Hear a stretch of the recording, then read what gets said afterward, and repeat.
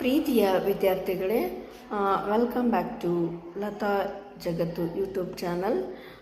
ನಿಮ್ಮೆಲ್ಲರಿಗೂ ಕೂಡ ಅನುಕೂಲ ಆಗಲಿ ಅಂತ ಹೇಳಿ ನಾನು 2025-26ನೇ ಸಾಲಿನಲ್ಲಿ ಮಾರ್ಚ್ ಏಪ್ರಿಲಲ್ಲಿ ಎಕ್ಸಾಮ್ ನಡೀತಾ ಇದೆಯಲ್ಲ, ಅದರದ್ದು ಮಾದರಿ ಪ್ರಶ್ನೆ ಪತ್ರಿಕೆಯ 2-3 ಅಂಕದ ಪ್ರಶ್ನೆಗಳನ್ನು ಈಗ ವಿಶ್ಲೇಷಣೆಯನ್ನು ಮಾಡ್ತಾಯಿದ್ದೀನಿ. ಅದನ್ನು ಓದಿ ಮತ್ತು ಕೇಳಿ ತಿಳ್ಕೊಳ್ಳಿ, ಎಕ್ಸಾಮ್ಗೆ ಉತ್ತಮ ಅಂಕಗಳನ್ನು ಗಳಿಸ್ಕೋಬೋದು. ಪ್ರೀತಿಯ ವಿದ್ಯಾರ್ಥಿಗಳೇ, 2026ರಲ್ಲಿ ಕನ್ನಡ ವಿಷಯದಲ್ಲಿ 4 ಮಾದರಿ ಪ್ರಶ್ನೆ ಪತ್ರಿಕೆಗಳನ್ನ ಬಿಟ್ಟಿದ್ದಾರೆ. ಆ 4 ಪ್ರಶ್ನೆ ಪತ್ರಿಕೆಗಳನ್ನು ಓದ್ಕೊಂಡ್ರೆ ಉತ್ತಮ ಅಂಕಗಳನ್ನ ಪಡಿಬೋದು. ಒಂದು 80 ಮಾರ್ಕ್ಸ್ ಅಂತೂ ತೆಗಿಬೋದು.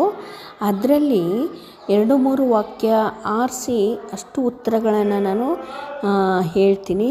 ಒಮ್ಮೆ ಕೇಳಿಸ್ಕೊಳ್ಳಿ, ಓದ್ಕೊಳ್ಳಿ, ಎಕ್ಸಾಮ್ಗೆ ಒಳ್ಳೆಯ ಅಂಕಗಳನ್ನು ತಗೋಬೋದು. ಗುರುಪದೇಶದ ಗುಣಗಳನ್ನು ಪಟ್ಟಿ ಮಾಡಿ. ಗುರುಪದೇಶದ ಗುಣಗಳು: ಜನರ ಒಳ ಹೊರಗಡೆ ಕೊಳೆಗಳನ್ನು ತೊಳೆದು ಬಿಡುವ ನೀರಿಲ್ಲದ ಸ್ನಾನ. 2ನೇ ಪಾಯಿಂಟು, ತಲೆ ನೆರೆಯದೆ ಮೈ ಸುಕ್ಕುಗಟ್ಟದೆ ಮೂಡುವ ಮುಪ್ಪು.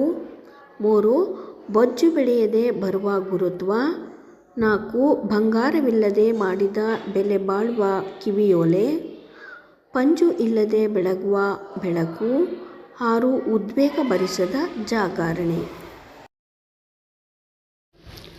ರಾಜರ ಪ್ರಕೃತಿ ಹೇಗಿರುತ್ತದೆ? ಅಹಂಕಾರದಿಂದ ರಾಜನ ಮನದಲ್ಲಿ ಕತ್ತಲು ತುಂಬಿರುತ್ತದೆ. ದುಡ್ಡಿನ ಹುಚ್ಚಾಟಿಕೆಯಿಂದ ಜಗತ್ತು ರಾಜರಿಗೆ ಕೀಳಾಗಿ ಕಾಣಿಸುತ್ತದೆ.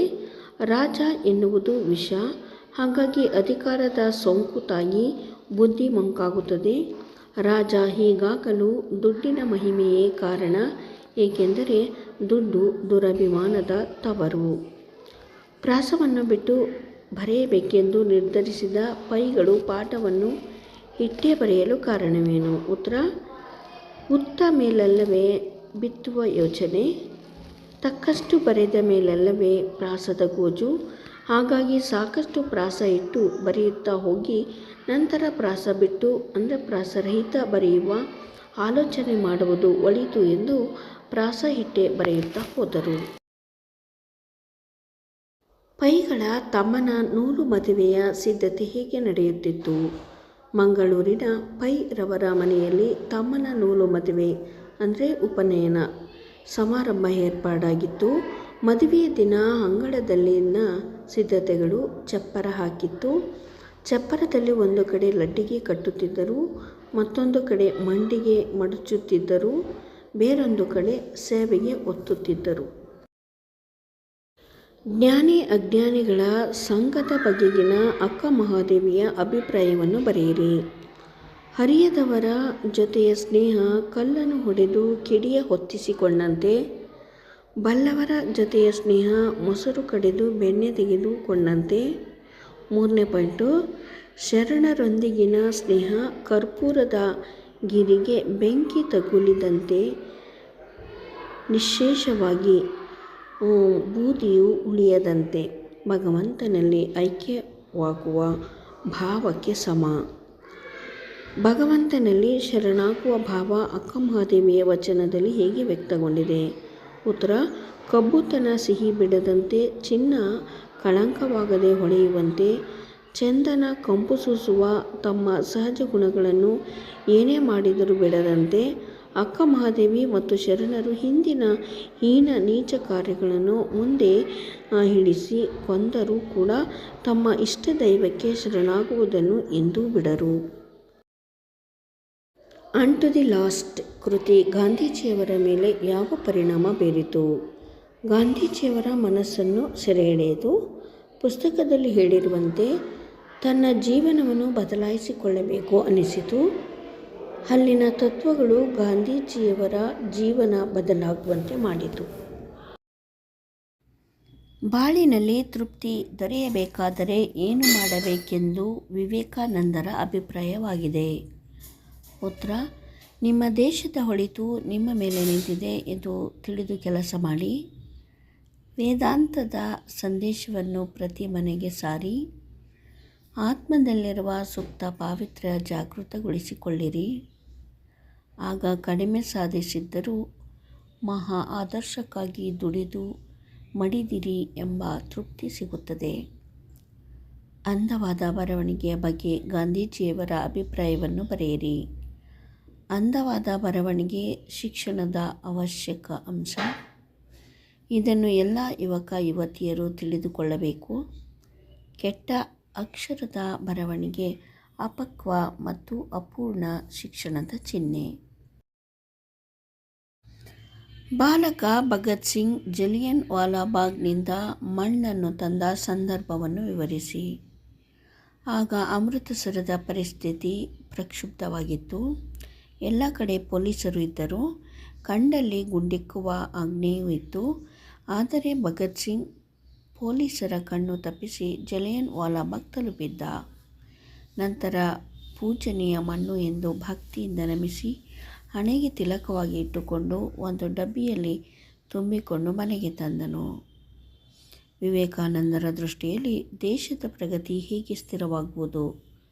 ಉತ್ತರ: ದೇಶದ ಭಾಷೆಯಲ್ಲಿ ಜನರಿಗೆ ಭಾವನೆಗಳನ್ನು ನೀಡಬೇಕು. ಜೊತೆಗೆ ಸಂಸ್ಕೃತಿ ನೀಡಬೇಕು. ಸಂಸ್ಕೃತಿಯನ್ನು ಜನರಿಗೆ ನೀಡಿದಾಗ ಮಾತ್ರ ದೇಶದ ಪ್ರಗತಿ ಸ್ಥಿರವಾಗುತ್ತದೆ. ಭಗತ್ ಸಿಂಗ್ ಜಲಿಯನ್ ವಾಲಾಬಾಗ್ ಮಾರಣ ಹೋಮದಿಂದ ತೆಗೆದುಕೊಂಡ ನಿರ್ಧಾರವನ್ನು ತಿಳಿಸಿ. ಉತ್ತರ: ಒಂದಲ್ಲ ಒಂದು ದಿನ ಈ ದಮನಕಾರಿ ಪ್ರಭುತ್ವವನ್ನು ಧ್ವಂಸ ಮಾಡಲು ಏನನ್ನಾದರೂ ಮಾಡಿಯೇ ತೀರುತ್ತೇನೆಂದು. ಆಗ ಕ್ರೂರ ಬ್ರಿಟಿಷ್ ಆಳ್ವಿಕೆ ಅಂತ್ಯವಾಗುತ್ತದೆ. ಇದು ಭಗತ್ ಸಿಂಗ್ ಜಲಿಯನ್ ವಾಲಾಬಾಗ್ ಮಾರಣ ಹೋಮದಿಂದ ತೆಗೆದುಕೊಂಡ ನಿರ್ಧಾರ. ಜಲಿಯನ್ ವಾಲಾಬಾಗ್ ಮಣ್ಣಿನ ಕುರಿತು ಭಗತ್ ಸಿಂಗ್ ತನ್ನ ತಂಗಿಗೆ ಹೇಳಿದ ಮಾತುಗಳಾವುವು? ಉತ್ತರ: ಬಾ, ನಿನಗೆ ಏನೋ ತೋರಿಸುತ್ತೇನೆ ಎಂದು ಗಂಭೀರ ಧ್ವನಿಯಲ್ಲಿ. ಹುತಾತ್ಮರ ರಕ್ತದಿಂದ ತೊಯ್ದ ಈ ಮಣ್ಣು ಬಹಳ ಪೂಜನೀಯವಾದ ಮಣ್ಣು. ಜಲಿಯನ್ ವಾಲಾಬಾಗ್ ಹತ್ಯಾಕಾಂಡದಲ್ಲಿ ಹುತಾತ್ಮರಾದವರ ರಕ್ತದಿಂದ ಈ ಮಣ್ಣು ಒದ್ದೆಯಾಗಿದೆ ಎಂದು ಭಗತ್ ಸಿಂಗ್ ತಂಗಿಗೆ ಹೇಳಿದ. ಹಲಗಲಿಗೆ ದಂಡು ಬರಲು ಕಾರಣವೇನು? ಉತ್ತರ: ಹಲಗಲಿ ಬೇಡರು ನಿಶಸ್ತ್ರೀಕರಣ ಕಾಯ್ದೆ ಒಪ್ಪದೆ ಆಯುಧ ಒಪ್ಪಿಸಲಿಲ್ಲ. ಆಯುಧ ಪಡೆಯಲು ಬಂದ ಕಾರಕೂನನ ಕಪಾಲಕ್ಕೆ ಹೊಡೆದರು. ಹೆಬಲಕ್ ಸಾಹೇಬನನ್ನು ಕೊಂದರು ಮತ್ತು ಬ್ರಿಟಿಷರ ವಿರುದ್ಧ ದಂಗೆ ಎದ್ದರು. ಹಲಗಲಿ ಬೇಡರ ದಂಗೆಯನ್ನು ಹತ್ತಿಕ್ಕಲು ಹಲಗಲಿಗೆ ದಂಡು ಬಂದಿತು. ಭಗತ್ ಸಿಂಗ್ ಪಾಠ. ಭಗತ್ ಸಿಂಗನ ತಾಯಿಯ ಕಣ್ಣುಗಳಿಂದ ನೀರು ಧಾರಾಕಾರವಾಗಿ ಹರಿಯಲು ಕಾರಣವೇನು? ಉತ್ತರ: 12 ವರ್ಷದ ಬಾಲಕ ಭಗತ್ ಸಿಂಗ್ ಶಾಲೆ ಮುಗಿಸಿ ಮನೆಗೆ ಬಂದಿರಲಿಲ್ಲ. ಕುಟುಂಬದ ಎಲ್ಲರಿಗೂ ಬಹಳ ಆತಂಕವಾಯಿತು. ಸಂಜೆ ತಡವಾಗಿ ಬಾಲಕ ಮನೆಗೆ ಆಗ ಅವನ ತಂಗಿ ವಿರಾಜಿ ಬಂದ ಎಂದಳು. ಮನೆಗೆ ತಡವಾಗಿ ಬಂದ ಮಗನನ್ನು ಕಂಡು ತಾಯಿಯ ಕಣ್ಣುಗಳಿಂದ ನೀರು ಧಾರಾಕಾರವಾಗಿ ಹರಿಯಿತು. ಹಲಗಲಿಯ ಬೇಡರು ದಂಗೆ ಏಳಲು ಕಾರಣವೇನು? ಬ್ರಿಟಿಷರು ನಿಶಸ್ತ್ರೀಕರಣದ ಕಾಯ್ದೆಯನ್ನು ಜಾರಿಗೆ ತಂದರು. ಕಾಯ್ದೆ ಪ್ರಕಾರ ಭಾರತೀಯರು ಬ್ರಿಟಿಷರ ಅನುಮತಿ ಇಲ್ಲದೆ ಆಯುಧಗಳನ್ನು ಇಟ್ಟುಕೊಳ್ಳುವಂತಿಲ್ಲ. ಬೇಡರಿಗೆ ಆಯುಧವಿಲ್ಲದೆ ಬದುಕಲು ಸಾಧ್ಯವಿಲ್ಲ. ಆದ್ದರಿಂದ ಹಲಗಲಿ ಬೇಡರು ದಂಗೆ ಎದ್ದರು. ಹೊಸಗಾಲದ ಹಸು ಮಕ್ಕಳನ್ನು ಹಕ್ಕಿ ಹೇಗೆ ಹರಸಿದೆ? ಮನ್ವಂತರಗಳ ಭಾಗ್ಯವತರಿಸಿ ರೆಕ್ಕೆಯ ಬೀಸುತ್ತಾ ಚೇತನಗೊಳಿಸಿ ಹೊಸಗಾಲದ ಹಸು ಮಕ್ಕಳನ್ನು ಒಳ್ಳೆಯ ಭವಿಷ್ಯ ಸಿಗಲೆಂದು ಹರಸಿದೆ. ಹಕ್ಕಿಯ ಹಾರಾಟವನ್ನು ಆಕಾಶಕ್ಕೆ ಹೇಗೆ ಹೋಲಿಸಿದ್ದಾರೆ? ಉತ್ತರ: ಹಕ್ಕಿಯು ನೀಲಮೇಘ ಮಂಡಲವನ್ನು ಸುಮಗೊಳಿಸುತ್ತಾ ಸೂರ್ಯಚಂದ್ರರನ್ನು ಕಣ್ಣುಗಳನ್ನಾಗಿ ಮಾಡಿಕೊಂಡಿದೆ.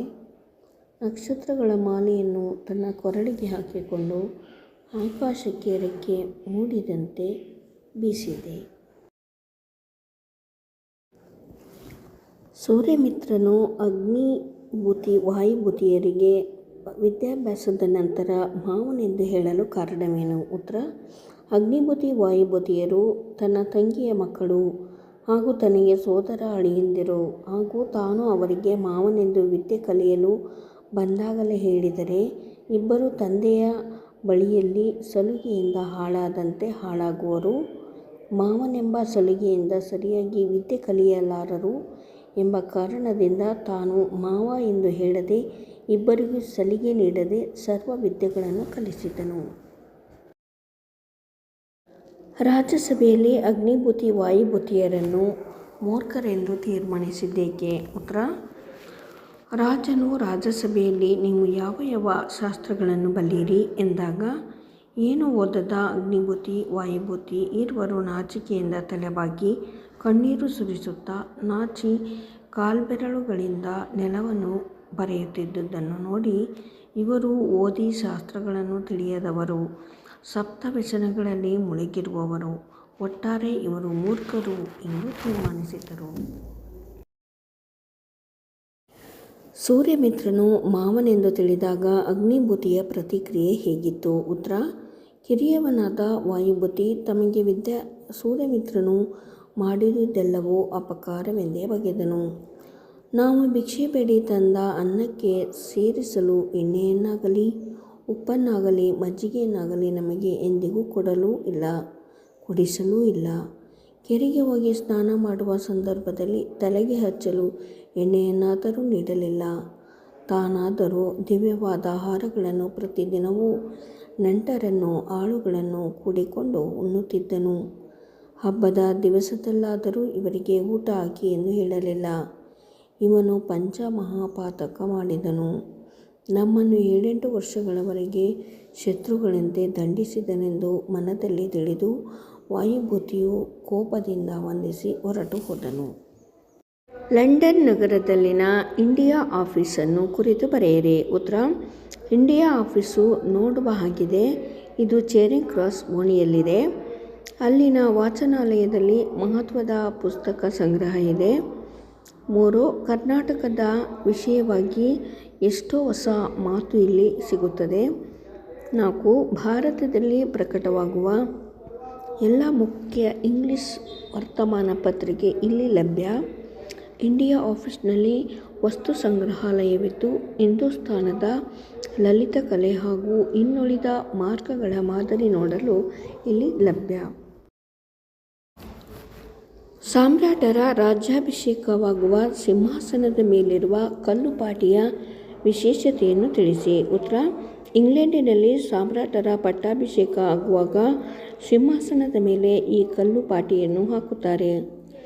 ಸಾಮ್ರಾಟರ ಪಟ್ಟಾಭಿಷೇಕ ಆಗುವಾಗ ಮಾತ್ರ ಇದರ ಮೇಲೆ ಸಾಮ್ರಾಟ ಕೂರಬೇಕು. 3ನೇ ಎಡ್ವರ್ಡ್ ಸ್ಕಾಟ್ಲೆಂಡ್ ರಾಜರಿಂದ ಕಿತ್ತು ತಂದನು. ಅಂದಿನಿಂದ ಎಲ್ಲ ಸಾಮ್ರಾಟರ ಪಟ್ಟಾಭಿಷೇಕ ಈ ಕಲ್ಲಿನ ಮೇಲೆಯೇ ಆಗಿದೆ. ಇದನ್ನು ಸ್ಟೋನ್ ಆಫ್ ಸ್ಕೋನ್ ಎಂದು ಕರೆಯುತ್ತಾರೆ. ಟೊಪ್ಪಿಗೆಯ ವಿಶೇಷತೆಯನ್ನು ಲೇಖಕರು ಹೇಗೆ ದಾಖಲಿಸಿದ್ದಾರೆ?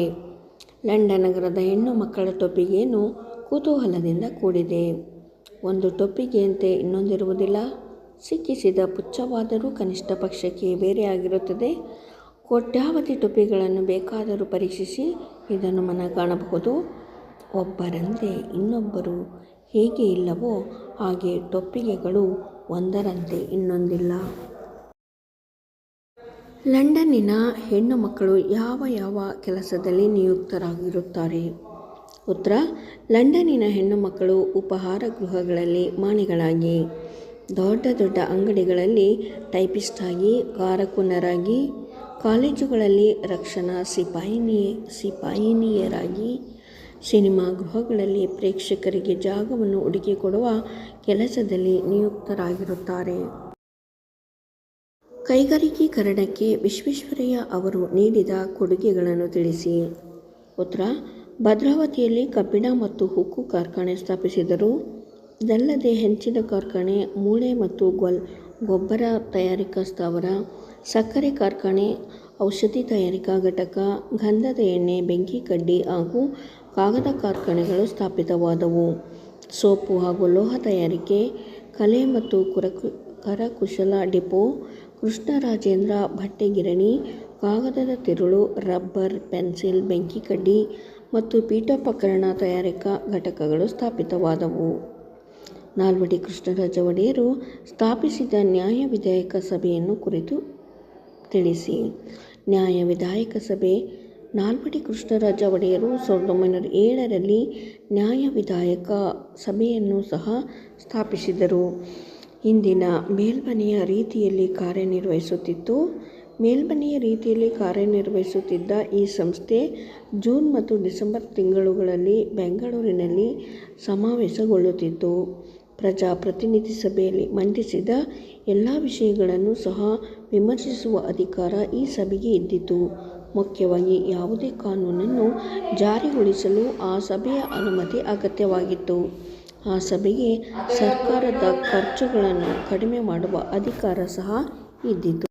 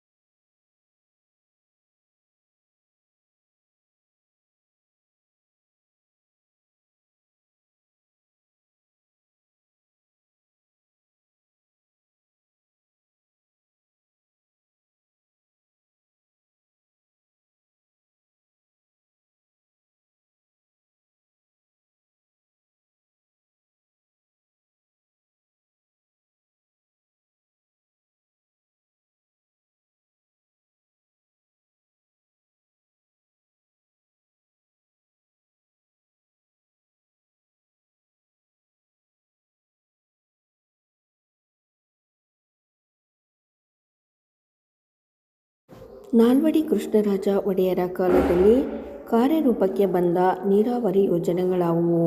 ಉತ್ತರ: 1900ರಲ್ಲಿ ಶಿವನಸಮುದ್ರದ ಜಲವಿದ್ಯುತ್ ಉತ್ಪಾದನಾ ಕೇಂದ್ರ, 1907ರಲ್ಲಿ ವಾಣಿವಿಲಾಸ ಸಾಗರ, 1911ರಲ್ಲಿ ಕೃಷ್ಣರಾಜ ಸಾಗರ. ವಿಶ್ವೇಶ್ವರಯ್ಯ ಅವರು ಹಣಕಾಸು ನೀತಿಯಲ್ಲಿ ಮಾಡಿದ ಮಾರ್ಪಾಡುಗಳಾವುವು? 1913ರಲ್ಲಿ ಮೈಸೂರು ಬ್ಯಾಂಕನ್ನು ಸ್ಥಾಪಿಸಿದರು. ಫೀಡರ್ ಬ್ಯಾಂಕ್, ಕೈಗಾರಿಕಾ ಹೂಡಿಕೆ ಮತ್ತು ಅಭಿವೃದ್ಧಿ ನಿಧಿಗಳನ್ನು ರಚಿಸಿದರು. ಜೀವ ವಿಮಾ ನಿಯಮವನ್ನು ಸ್ಥಾಪಿಸಿದರು. ಪ್ರಾಂತೀಯ ಸಹಕಾರಿ ಬ್ಯಾಂಕುಗಳನ್ನು ಸ್ಥಾಪಿಸಿದರು. ಕನ್ನಡ ಭಾಷೆ ಹದಗೊಂಡದ್ದು ಹೇಗೆ? ಕವಿಗಳು ಕನ್ನಡ ಅಭಿವೃದ್ಧಿಯಾಗಬೇಕಾದರೆ ಕನ್ನಡ ಪದಗಳ ಬಳಕೆ ಹೆಚ್ಚಬೇಕು ಎಂದು ಸಾರಿದ್ದಾರೆ. ಮುಂದೆ ಬಸವೇಶ್ವರರು, ಅಲ್ಲಮ ಪ್ರಭುಗಳಂಥ ಶರಣರು, ಚಾಮರಸ, ಕುಮಾರವ್ಯಾಸರಂಥ ಕವಿಶ್ರೇಷ್ಠರು, ಪುರಂದರದಾಸ, ಕನಕದಾಸರಂತಹ ದಾಸಶ್ರೇಷ್ಠರು ತಮ್ಮ ತಮ್ಮ ಅನುಭವ ಸಾರವನ್ನು ಸುಲಭ ಸುಂದರವಾದ ಕನ್ನಡ ಮಾತುಗಳಲ್ಲಿ ಹೃದಯ ಮುಟ್ಟುವಂತೆ ತಿಳಿಸಿದರು. ಹೀಗೆ ಕನ್ನಡ ಭಾಷೆ ಹದಗೊಂಡಿತು. ಬೋರ್ಡಲ್ಲಿ ಬಿಟ್ಟಿರುವಂತಹ 3 ಪ್ರಶ್ನೆ ಪತ್ರಿಕೆಗಳ 2-3 ಅಂಕದ ಪ್ರಶ್ನೆಗಳನ್ನೆಲ್ಲವನ್ನು ನೀವು ಕೇಳಿದ್ರಿ, ಕಲ್ತ್ಕೊಂಡ್ರಿ ಅಂತ ಭಾವಿಸ್ತಾ ಇದ್ದೀನಿ. ನಿಮ್ಮೆಲ್ರಿಗೂ ಇಷ್ಟ ಆಯಿತು ಅಂತಂದರೆ ಲೈಕ್ ಮಾಡಿ, ಶೇರ್ ಮಾಡಿ, ಕಮೆಂಟ್ ಮಾಡಿ, ಸಬ್ಸ್ಕ್ರೈಬ್ ಕೂಡ ಮಾಡಿ. Thank you.